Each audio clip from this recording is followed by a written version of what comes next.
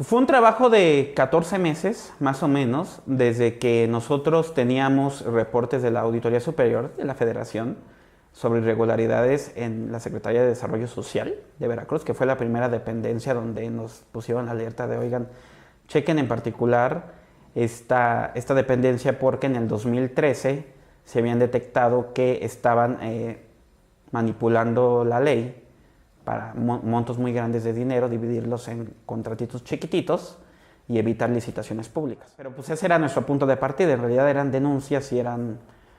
reportes que no tenían ninguna base sólida, entonces pues prácticamente desde ahí arrancamos y nuestro objetivo siempre fue hacer una documentación de todo esto y prácticamente diseñamos una metodología sobre la marcha para poder investigar este caso. Pero como una primera fase, lo que intentamos fue de entrada buscar toda la información que ya hubiera disponible pública. Es decir, y esta fase nos llevó, yo te diría que entre 3 y 4 meses. Se trataba de entrar a todas las dependencias del gobierno de Veracruz donde hubiera información de contratos. Nos encontramos que mientras Secretaría de Desarrollo Social de Veracruz sí subía los contratos, Protección Civil o el DIF de Veracruz nada más reportaban que habían contratado una empresa por tanto dinero, pero no había los documentos. Y luego ya de ahí vino una segunda fase que se trató de nosotros solicitar todos los datos que pudiéramos vía transparencia, ¿no? Es decir, metimos, no sé, 30 o 40 solicitudes de información en una primera fase, pues preguntándole directamente a las dependencias, oye, ¿cuántos contratos le has dado a esta compañía? Fuimos a las direcciones fiscales de las compañías y luego fuimos a las direcciones personales de los supuestos dueños de estas empresas y finalmente también tratamos de buscar qué había pasado con los productos que supuestamente se habían comprado. Entonces, todo ese trabajo de campo, que fue muy importante porque ahí confirmamos que en las direcciones fiscales no existían las compañías, que en los domicilios donde supuestamente vivían los empresarios o ya tenían muchos años de no vivir o se trataban de personas realmente de bajos recursos, que en la mayoría de los casos no había ninguna forma de comprobar que lo que se había comprado realmente se había repartido. Tenemos todos estos funcionarios que te digo, ahora son diputados federales y están con fuero y están aquí en la Ciudad de México, pues como si nada, nosotros ya los buscamos y que no tienen ningún comentario y ¿qué pasa con todos ellos? También nosotros creemos que a lo mejor aquí tuvo que pasar, no solamente que a lo mejor nuestro reportaje contribuyó a que pues por primera vez perdiera el PRI una elección en Veracruz donde nunca había ocurrido y luego tuvo que pasar que hubo una investigación y entonces creemos que también ha habido un manejo político del asunto, es decir, creemos que ahora al gobierno le conviene usar a Duarte como una especie de chivo expiatorio y ya que cayó en desgracia y ya que a nadie le es útil, pues entonces sí, ponerlo como el enemigo público número 1, pero aquí de lo que se trata es, bueno, ¿y dónde está todo el dinero? ¿No? O sea, porque además no es que se hayan robado dinero que era pues para cosas así superfluas, estos eran recursos que eran para gente pobre, o sea, y además es padre saber que en otros estados están surgiendo también reportajes o notas de casos similares de empresas fantasma en Coahuila y en Chihuahua y en Quintana Roo, pero la verdad es que creo que no podemos nadie, ni el animal político, ni ningún medio, ni la sociedad, estar satisfechos porque el PRI le quitó los derechos políticos a Duarte o porque en algún momento incluso Duarte está en la cárcel. Más bien, creo que lo que realmente sería una victoria es saber, pues, dónde quedó el dinero, si es en casas, pues recuperar las casas, venderlas y darle ese dinero a quien realmente le correspondía y sobre todo que realmente no vuelvan a pasar estas cosas porque pues no, de nada va a servir que Duarte o Borge o el otro Duarte, el exgobernador de Chihuahua, los usen como chivos expiatorios, pero en 2 o 3 años los que lleguen pues vuelvan a hacer lo mismo, ¿no? Entonces ojalá no se trate nada más de una especie de hecho y golpe mediático y que luego en 2 años se sigan desviando los recursos. Cuando yo empecé a preguntar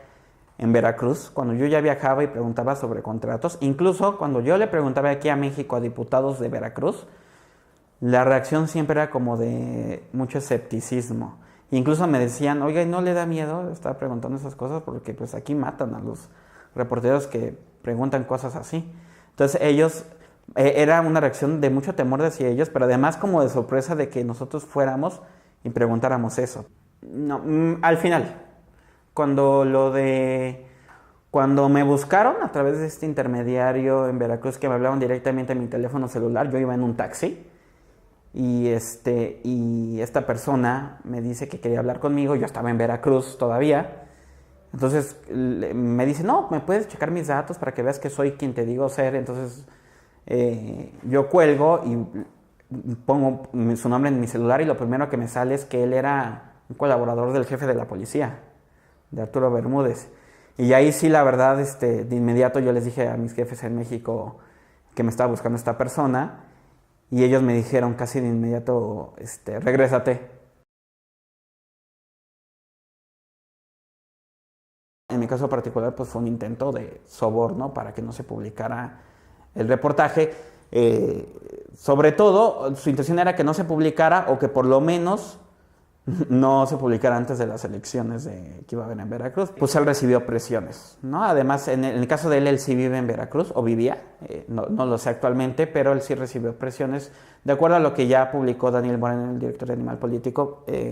Víctor recibió presiones, no sé de qué tipo, si amenazas o en algún sentido, y bueno, pues a él sí lo obligaron a incluso declarar públicamente que no era cierto nada de lo que se había publicado en el reportaje. Retiró su nombre, pero bueno, ya después de que Javier Duarte pidió licencia y se fue, o se escapó, ya se pudo publicar lo que había pasado con Víctor. Se requería tiempo y dinero. Dinero porque era viajar, ¿no? Yo creo que hicimos, en lo particular, creo que habré ido fácilmente unas 15 veces a Veracruz. Muchas veces eran 2 o 3 días, pero al final eran 3 o 4 semanas, y eso requería gastar en el autobús ida y vuelta, y gastar en el hospedaje, y gastar en comida, y gastar en transporte, en taxis. Entonces, evidentemente, ahí hay una inversión que se tiene que hacer. Además, muchas veces, por ejemplo, hay trámites que hay que hacer, como si tú quieres obtener un acta de una empresa en una oficina del registro público, es algo que tienes que pagar. O sea, así es. No se trata, eso no es un pago porque así está reglamentado que tiene que hacerse. Entonces, simplemente por ponerles un ejemplo, para obtener un acta